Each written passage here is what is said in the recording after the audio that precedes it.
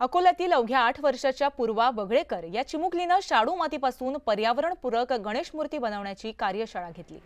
पूर्वानं 5 तासांमध्ये 51 पर्यावरणपूरक गणेश मूर्ती बनवण्याचा विक्रम सुद्धा केलाय। पूर्वाची नोंद इंडिया बुक ऑफ रेकॉर्डमध्ये करण्यात आली आहे, तर आशिया बुक ऑफ रेकॉर्डमध्ये तिचं नाव नोंदवलं गेलंय। ग्रँड मास्टर असा किताबही तिला मिळालाय।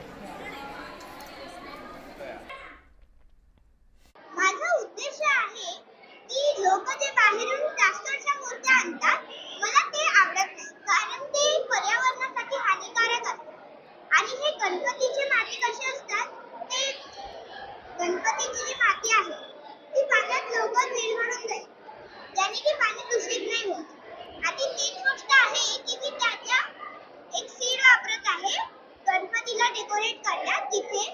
जिथेही तो गणपती विसर्जित होणार तिथे झाड। सांगली, मिरज आणि कुपवाड शहर महानगरपालिकेकडून स्वच्छ सर्वेक्षण आणि माझी वसुंधरा अभियान अंतर्गत आज अमराई सांगली इथं पर्यावरणपूरक गणेश मूर्ती तयार करण्याची कार्यशाळा संपन्न झाली।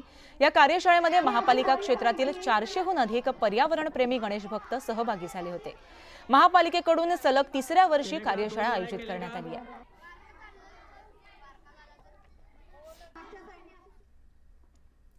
देशभरात सर्वांना गणेश उत्सवाचे वेध लागलेत। गणेश उत्सव अगदी 3 दिवसांवर येऊन ठेपलाय, त्यामुळे बाजारामध्ये विविध आकर्षक स्वरूपातील बाप्पा दाखल झालेत।